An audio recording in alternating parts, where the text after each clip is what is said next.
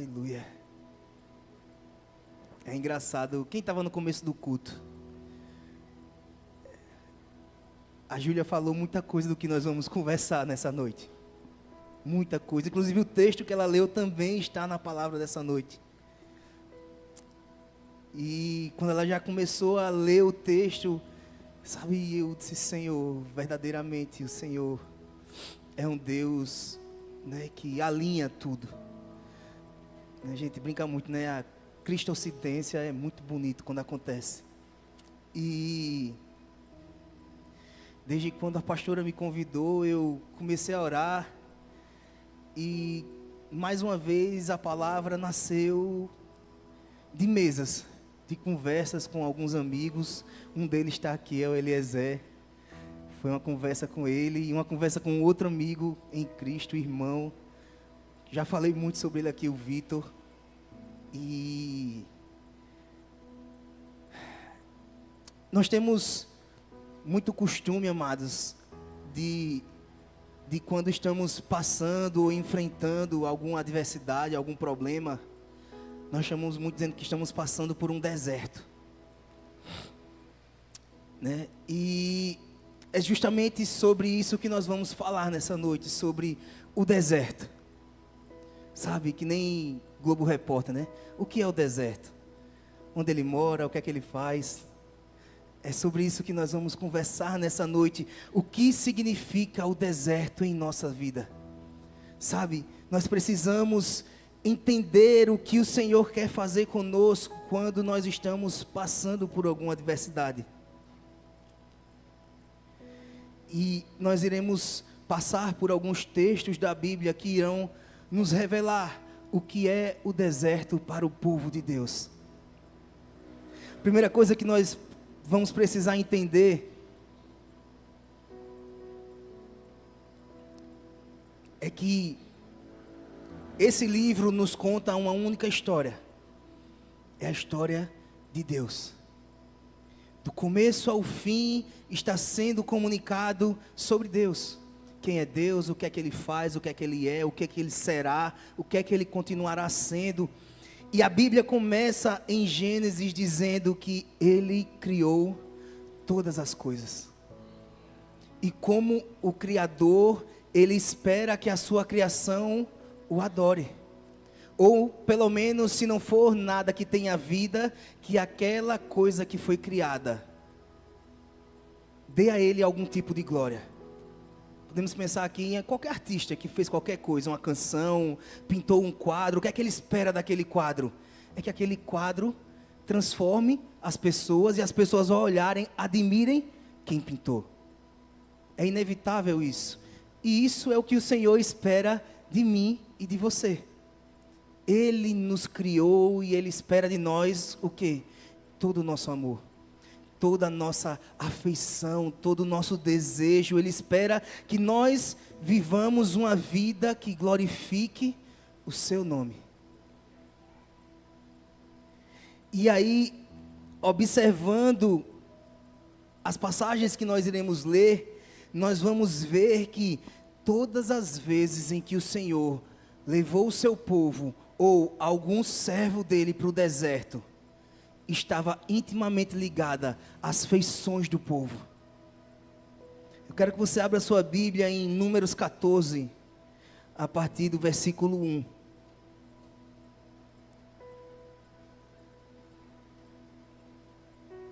A minha, toda vez eu esqueço, mas acho que é NVI. Todos acharam? Amém? O Pedrão vai colocar aí também. Versículo 1 vai dizer: naquela noite toda a comunidade começou a chorar em alta voz. Todos os israelitas queixaram-se contra Moisés e contra Arão. E toda a comunidade lhes disse: quem dera tivéssemos morrido no Egito ou neste deserto. Porque o Senhor está nos trazendo para esta terra só para nos deixar cair a espada?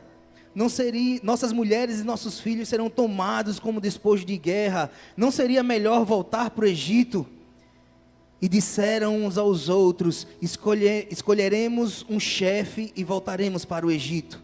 Então Moisés e Arão prostraram-se rosto em terra, diante de toda a assembleia dos israelitas. Josué, filho de Nun, e Calebe, filho de Jefoné, dentre os quais haviam observado a terra, rasgaram suas vestes e disseram à comunidade: a terra que percorremos em missão de reconhecimento é excelente. Se o Senhor se agradar de nós, Ele nos fará entrar na terra onde mana leite e mel, e a dará a nós. Somente não sejam rebeldes contra o Senhor, e não tenham medo do povo da terra, porque nós os devoraremos como se fossem pão. A proteção deles se foi, mas o Senhor está conosco, não tenham medo deles. Mas a comunidade toda falou em apedrejá-los. Então a glória do Senhor apareceu a todos os israelitas na tenda do encontro. Vamos parar por enquanto aqui. O que é que nós vemos aqui, amados? As afeições do povo de Deus se voltando para outra coisa. Sabe, amados, é interessante que essa passagem aqui, o povo de Deus já tinha experimentado muita coisa do Senhor.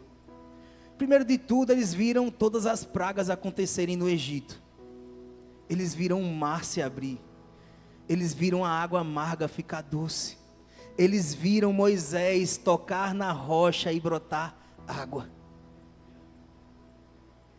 Mas bastou uma outra adversidade capaz de tocar o seu coração, para que os olhos deles voltassem para outra coisa. Porque o que eles estavam dizendo aqui, olha, não era melhor lá no Egito? Para que Deus nos trouxe para cá? Eles estavam dizendo, Deus, era melhor eu estar sendo governado pelo faraó, me chicoteando todo dia, do que ter vindo para cá com o Senhor. Era isso que o povo estava dizendo. As feições do povo de Israel, neste momento, se voltaram contra o Senhor. E aí a palavra vai continuar. E como toda ação possui uma consequência, no versículo 11. E o Senhor disse a Moisés: até quando este povo me tratará com pouco caso? Até quando se recusará a crer em mim, apesar de todos os sinais que realizei entre eles? Eu os ferirei com praga e os destruirei, mas farei de você uma nação maior e mais forte do que eles.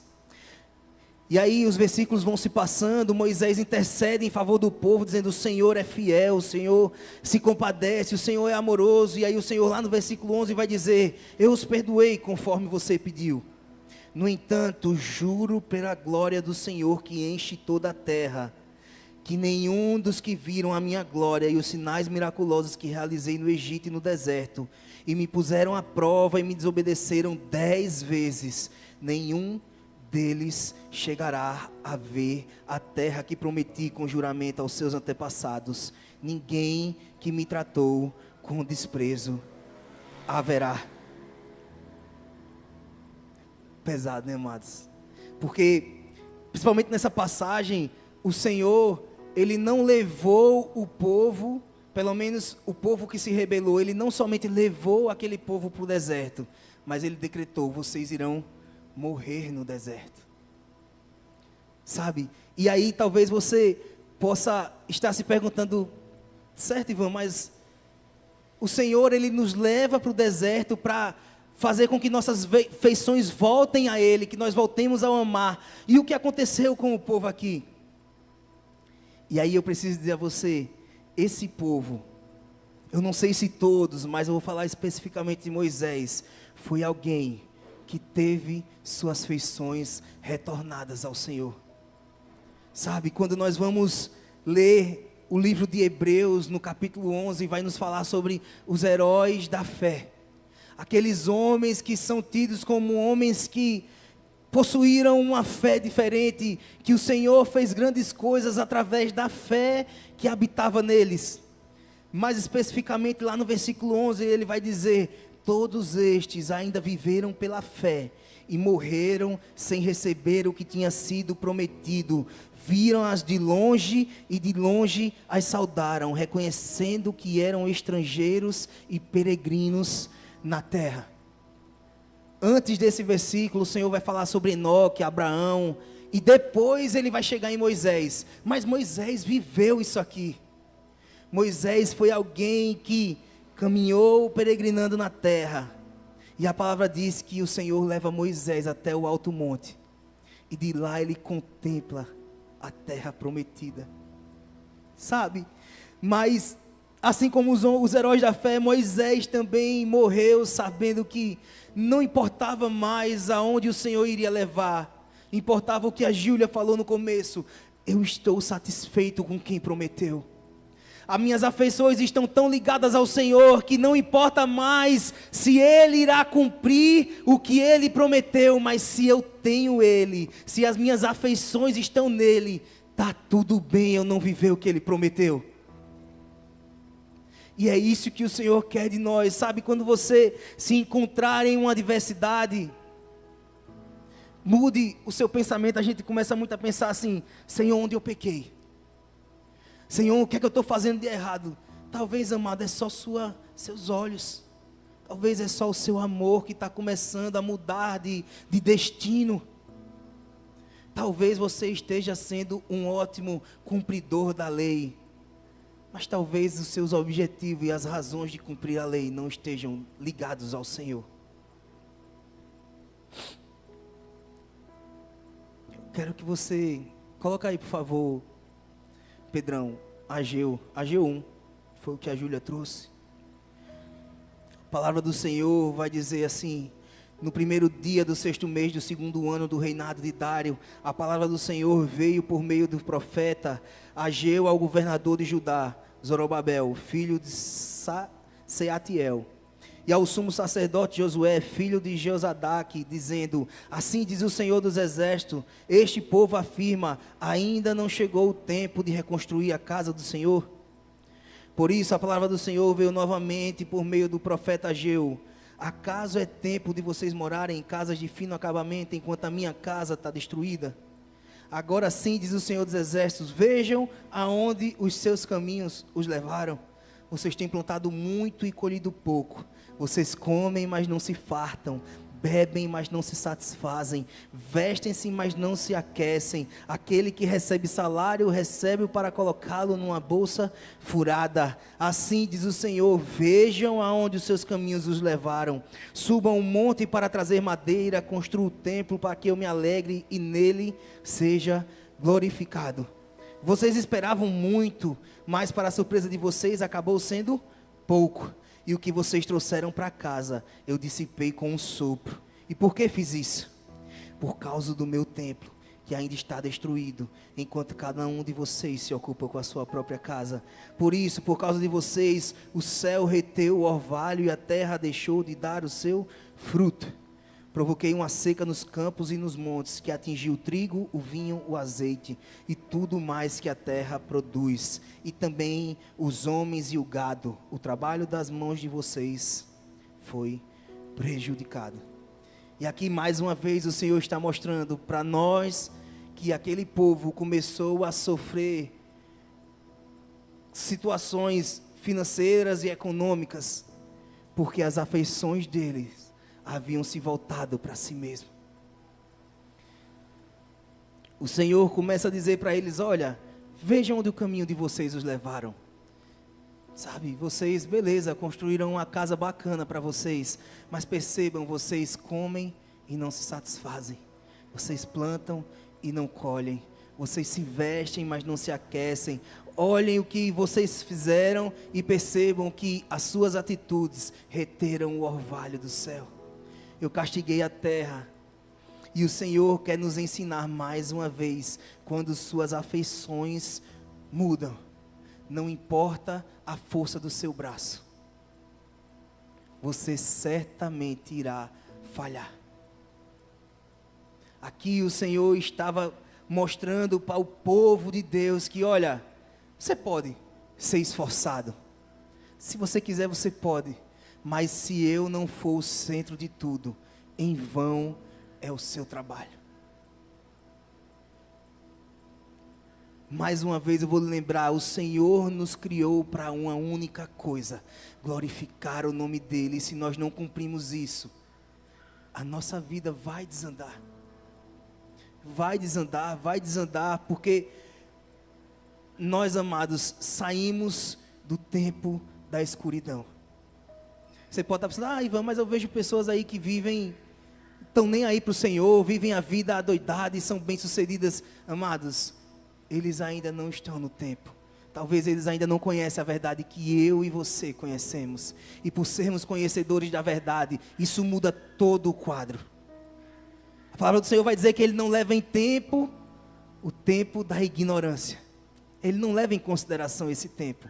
Mas a partir do momento em que nós o aceitamos e entendemos que fomos criados para a sua glória, para amar a Ele, para conhecer a Ele, e resolvemos viver de outra forma, o Senhor diz, então, amado, eu vou precisar reajustar um pouco as suas afeições.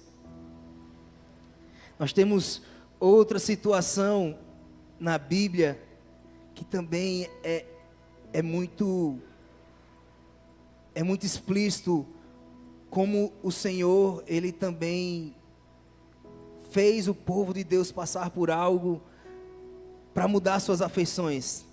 Está lá no livro do profeta Oséias, no capítulo 1, do versículo 1 ao versículo 9. A palavra do Senhor que vê Oséias, filho de Beeri, durante os reinados de Uzias, Jotão, Acás e Ezequias, reis de Judá, e de Jeroboão, filho de Jeoás, rei de Israel. Quando o Senhor começou a falar por meio de Oséias, o Senhor lhe disse, vá, tome uma mulher adúltera e filhos da infidelidade, porque a nação é culpada do mais vergonhoso adultério por afastar-se do Senhor. Já vemos que o profeta Oséias já deixa muito explícito a intenção do Senhor com o que estava acontecendo com Israel. Ele disse, olha, as feições do povo mudaram, Oséias. Você vai sentir um pouco do que eu estou sentindo. Vai lá, casa com uma prostituta, tem filhos da infidelidade. E você vai entender como eu estou me sentindo. E aí ele vai continuar. Por isso, ele se casou com Gomer, filha de Diblaim. Ela engravidou e lhe deu um filho. Então o Senhor disse a Oséias, dê a ele o nome de Jezreel, porque logo castigarei a dinastia de Geu por causa do massacre ocorrido em Jezreel, e darei fim ao reino de Israel. Naquele dia quebrarei o arco de Israel no vale de Jezreel. Gomer engravidou novamente e deu à luz a uma filha. Então o Senhor disse a Oséias, dê a ela o nome de Lo-ruamá, pois não mais mostrarei amor para com a nação de Israel, a ponto de perdoá-la. Contudo, tratarei com amor a nação de Judá. Eu lhes concederei vitória, não pelo arco, pela espada ou por combate, nem por cavalos ou cavaleiros, mas pelo Senhor, o seu Deus. Depois de ter desmamado Lo-ruamá, Gomer teve outro filho. Então o Senhor disse, dê a ele o nome de Lo-ami, pois vocês não são o meu povo, e eu não sou o seu Deus. Que palavras fortes o Senhor estava falando para o povo. Olha, vocês irão passar por coisas que vocês nem imaginam. Eu destruirei vocês. E aí ele começa a dizer, olha, a primeira coisa, eu vou te dar o nome agora de Jezreel, porque eu darei fim a você. Depois ele vai dizer, eu lhe chamarei de Lo-ruamá, porque eu não mostrarei mais o meu amor para com você, nem irei lhe perdoar. E depois ele diz, depois eu ainda vou lhe chamar de Lo-ami, pois vocês não são o meu povo, e eu não sou o seu Deus. E o povo de Israel vai passar por momentos de tribulação, de fome, de miséria.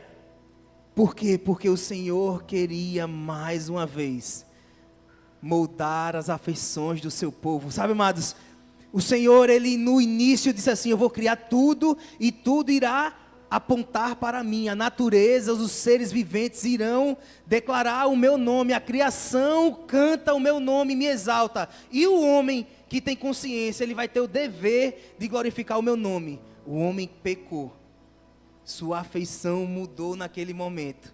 E durante toda a Bíblia, o Senhor só quer uma coisa: que o homem volte a amá-lo como ele merece.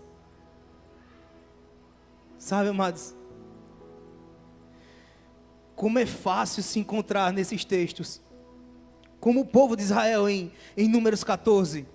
Às vezes a gente já provou tanta coisa do Senhor, o Senhor já fez tantos milagres, mas basta o mínimo vento que balance o barco e nós iremos dizer: cadê Deus? O desespero vem, ao invés da gente trazer a memória, como a palavra diz, tudo que nos dá esperança, e dizer: isso aqui é nada. Porque, amados, o povo de Israel naquela época podia ter dito: o Senhor abriu o mar, eu passei de pés secos, o Senhor fez uma água que era ruim ficar consumível, Moisés tocou na pedra e de uma pedra saiu água. Quem é esse povo? Poderiam todos ter sido como Josué e Caleb: olha, vamos nos manter firmes, nós comeremos ele como se estivesse comendo pão, mas não vamos desonrar o Senhor. E quantas vezes nós fazemos não como Josué e Caleb? Quantas vezes eu olho e digo: parece que isso aqui é mais interessante do que o Senhor. Talvez não é melhor eu pegar um pouco o controle da minha vida que eu dei nas mãos de Jesus e fazer aquilo que eu acho que vai dar certo? Às vezes o Senhor diz: vai por aqui, e a gente começa a ir, e vai, e a gente acha que vai chegar logo naquilo que o Senhor prometeu, mas o Senhor, Ele tem um caminho muito grande para nós, e no meio do caminho a gente começa o quê? A dizer: rapaz, eu acho que era melhor eu voltar e pegar o outro caminho que eu queria, porque na minha visão, aquele caminho vai me fazer chegar naquilo que eu almejo. Mas nós precisamos voltar as nossas afeições para o Senhor. Nós precisamos, sabe, quando nos encontrarmos nesses momentos, dobrar os nossos joelhos e dizer: Senhor, onde eu tenho deixado de te amar? Aonde minhas atitudes têm te desonrado? Se eu estiver fazendo algo que é certo, mas com as intenções erradas, me mostra. Nós precisamos voltar as nossas afeições para o Senhor.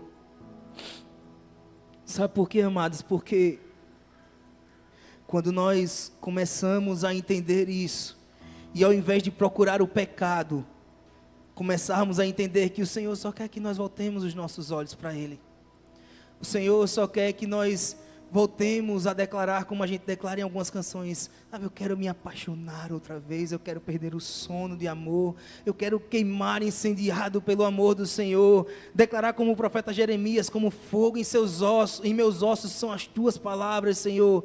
Sabe, tudo que o Senhor quer é que nós declaremos, como tem muitas passagens lá em Cantares de Salomão, declarando: não é à toa que te amam, tu és o mais belo, tu és o aguardado, tu és o amado da minha alma. Porque quando nós realinhamos os nossos olhares, o Senhor também muda o cenário. O Senhor, Ele não quer que você, o Senhor não queria nem que você fosse para o deserto, quanto mais permanecer lá. O Senhor, Ele só quer que você volte o seu olhar para Ele.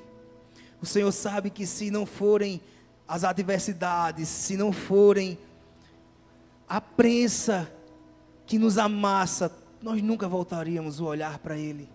É muito fácil tirar os olhos do Senhor. Mas vamos ver na Bíblia o que é que acontece.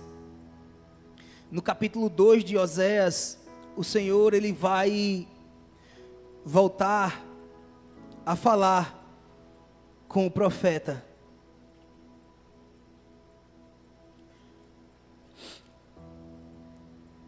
E lá no final ele vai, de uma forma profética, dizer o que irá acontecer com o povo de Israel. Se eles aguentarem tudo o que vai acontecer, ele vai dizer assim: olha,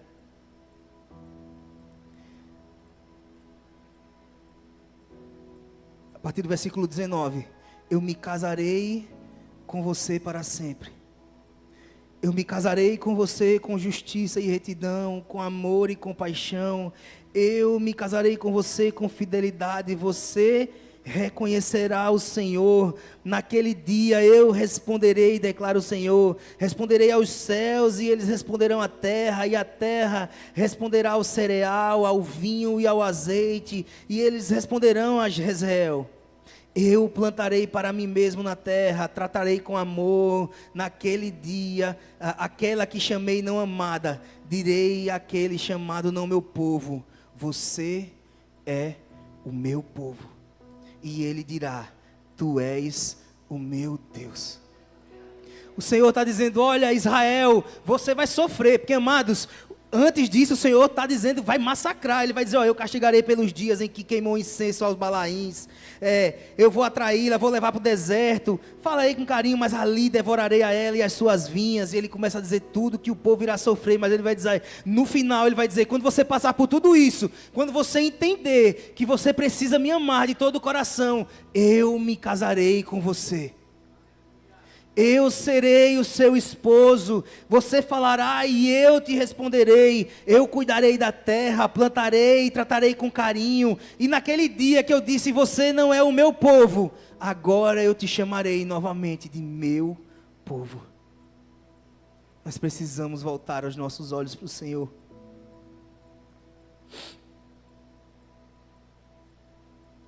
Nós precisamos voltar os nossos olhos para o Senhor.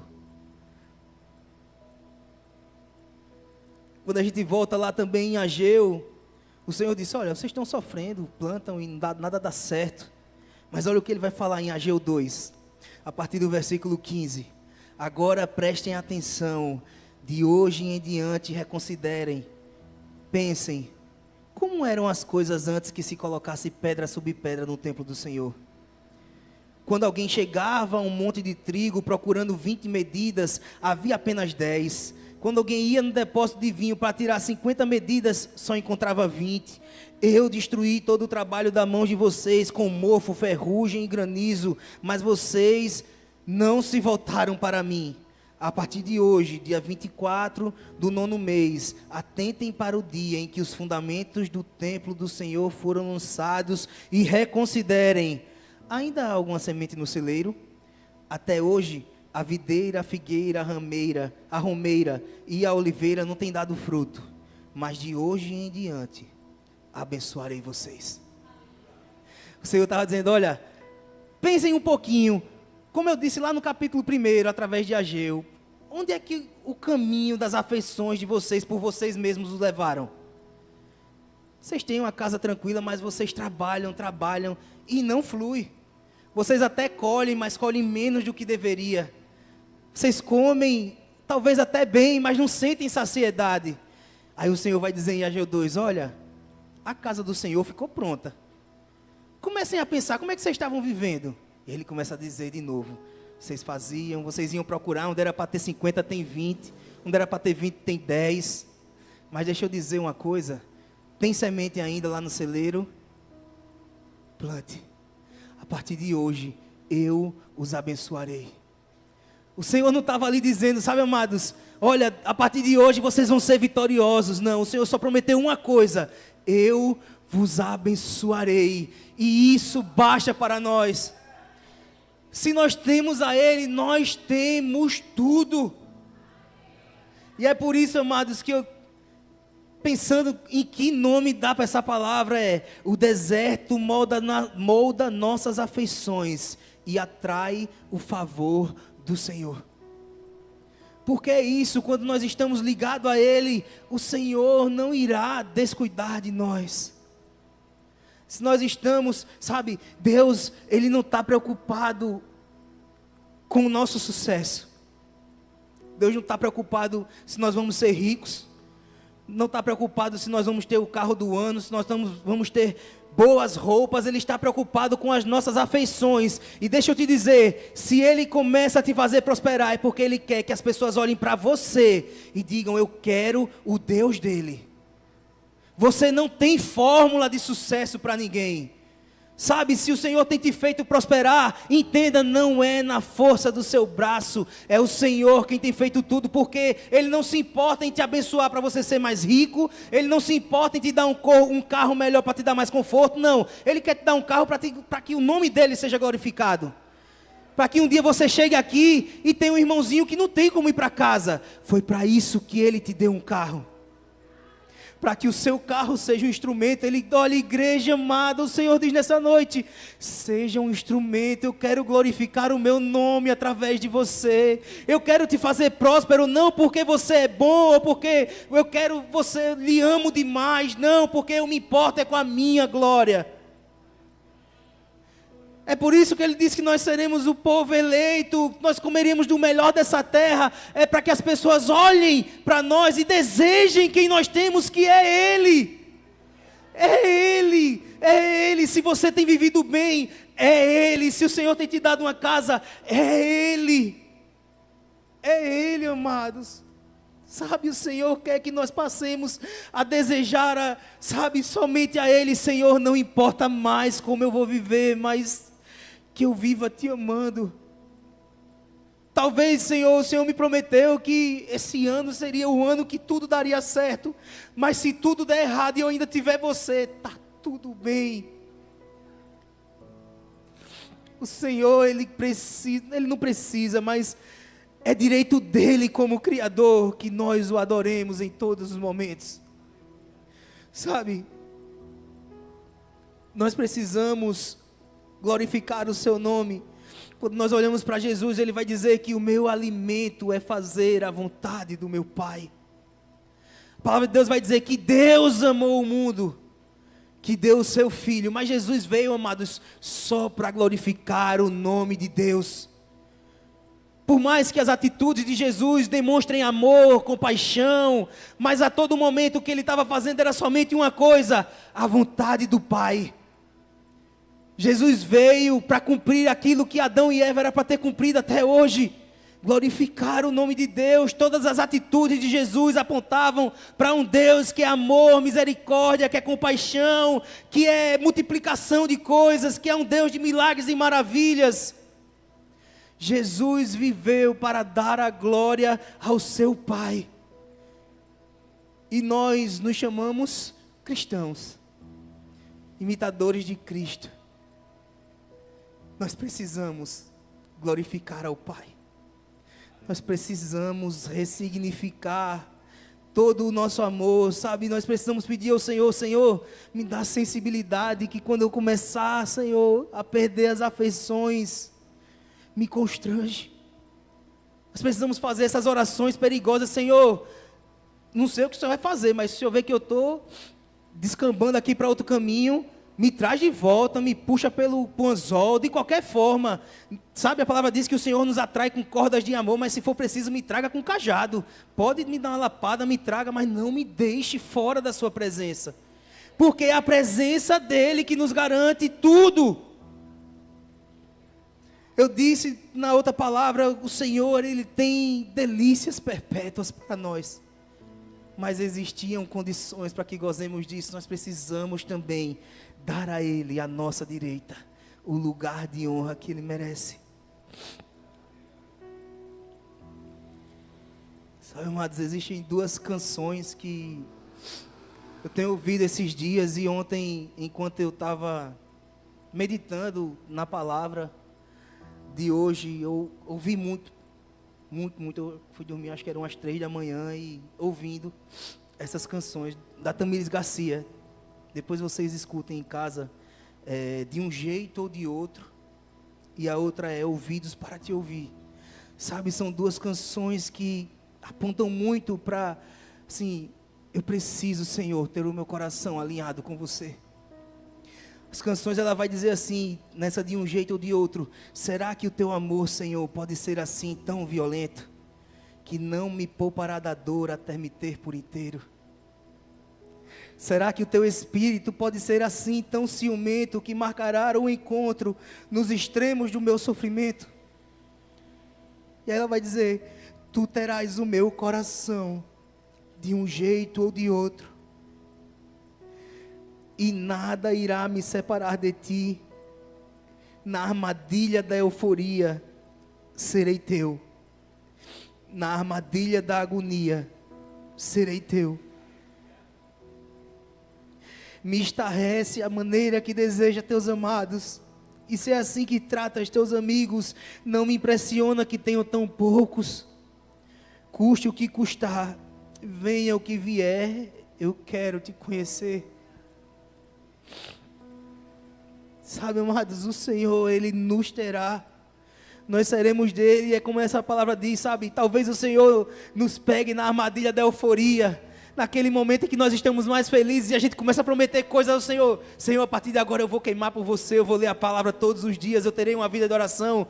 É a armadilha da euforia. Nós seremos dele, e aquilo que nós prometemos não pode ser em vão. Ele irá cobrar de nós. E na armadilha da agonia também, nós seremos dele. Nos momentos de desespero, eu acho que é quando a gente promete mais coisa louca assim ao Senhor, né? A gente faz votos, faz jejuns e o Senhor se move aqui, me tira desse negócio. O Senhor também nos terá ali. Na segunda canção, Ouvidos para Te Ouvir, ela vai falar sobre alguém que não quer sair do trilho do Senhor. E ela vai dizer assim, olha, não me deixe ir se você não for. Não me deixe estar se você não estiver. Não me deixe ter se não me tiver. Se é para me perder, que seja em teu braço. Não me deixe amar o que você não ama. Não me deixe sonhar o que você não planejou. Não me deixe andar no caminho que você não traçou. Se é para naufragar, que seja em teu amor. Eu quero ir onde você for, eu quero estar onde você está.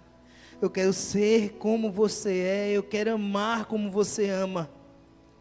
E ela vai começar a pedir no refrão, dá-me ouvidos para te ouvir, um coração para obedecer, formosos pés para te seguir e olhos para te contemplar. Sabe, amados, esses louvores, durante essa madrugada, eu dizia, Senhor, talvez eu até esteja no caminho que o Senhor não traçou, mas refaz a rota. Nós precisamos declarar, amados, nós somos seres humanos, nós erramos. Não é porque a gente está aqui que nós somos perfeitos. Está longe disso, meu Deus. Tem horas que eu converso com alguns amigos e eu digo, quanta pouca fé eu tenho. Sabe como eu já provei coisas do Senhor, como eu conheço o Senhor, mas basta coisa pouca, amados. Pouca, uma besteirinha no meio do dia, parece que tudo desmorona. Às vezes eu converso muito com o Ravi, e é muito interessante, porque a criança, ela é assim, né? Às vezes eu digo, filho, como é que foi seu dia? Ele disse, o dia hoje foi péssimo. Aí eu disse, mas por quê? Ele disse, não, porque hoje, no final da tarde, eu briguei com um coleguinha e tal. Eu disse, sim, o resto do dia? Não, o resto do dia foi bom, eu brinquei, eu comi, eu estudei. Eu digo, nós não podemos, filho, tirar o dia por uma única coisa que aconteceu. Seu dia foi excelente, talvez não terminou como você queria, mas o dia foi bom. E é assim conosco. Está tudo bem, o Senhor tem, sabe, nos feito viver, ser prósperos, que não é ser rico. O Senhor tem nos feito prósperos, de amor, de paz em nosso lar, mas basta uma colher cair, pronto, foi um terremoto. Parece que abriu uma cratera, o inferno subiu, o cara foi lá parar no inferno, a vida já desmoronou. Amados, vamos nos lembrar daquilo que nos traz esperança. Vamos pedir ao Senhor, e quando eu digo isso é porque eu peço muito, amados. Peço muito, talvez eu, da galera aqui, seja o cara que mais se perturba às vezes, com pouca coisa, sabe? Mas o Senhor, Ele quer uma única coisa quando nos leva para o deserto. É voltar às nossas afeições. Não sei como é que você está hoje, mas em nome de Jesus, sabe, talvez possa ser a consequência de um pecado. Pode ser que sim, mas peça ao Senhor e pergunta a Ele, Deus, como é que está o altar do meu coração? Sabe, quando a Júlia falou, essa noite o Senhor quer restaurar o altar dele. É isso. Quando nós falamos em moldar as nossas afeições, é porque talvez no altar do seu coração existem mais coisas do que o Senhor. Seu trabalho, seu dinheiro, sua família. Mas o Senhor está dizendo, olha, nessa noite, deixa espaço só para mim. Volta os teus olhos para mim e caminha sem medo. Deixa que eu guie os seus passos. deixa eu ser a sombra na qual você descansa. Deixa eu ser aquele que, como povo, apesar de ter vivido 40 anos no deserto, deixa eu ser a nuvem de dia, deixa eu ser a coluna de fogo, deixa eu ser o maná que desce. Então somente volte as suas afeições para mim. Ainda é tempo. Nada está perdido. Se o Senhor foi capaz de restaurar tantas coisas, depois de tantos anos, por que não conosco? Ele ainda é o mesmo. Amém? Vamos ficar de pé, vamos adorar o Senhor. Sabe, amados, que enquanto nós louvarmos ao Senhor, você possa fazer esse momento. Tirar esse momento mesmo para olhar para você e dizer: Senhor, vamos conversar um pouco agora. Senhor, fala ao meu coração, brada dentro de mim. Me mostra, por favor, o que o Senhor quer que volte a ser o que era, onde eu tenho tirado os meus olhos de você, porque uma coisa nós precisamos ter é o inconformismo. Nós não podemos nos conformar com as adversidades. Nós precisamos buscar aquilo que dará fim. Eu posso dizer, amado, grande parte do nosso problema, da nossa tribulação, da nossa falta de paz é só afeição. Porque se nossos olhos estiverem no Senhor, se o nosso coração e a nossa confiança estiver nele, o mundo pode estar caindo. Mas você vai estar pensando: mas eu sei ao Deus que eu sirvo. Ainda que dure a turbulência aqui, está chacoalhando tudo, Senhor, mas eu sei que no final o Senhor continua sendo fiel.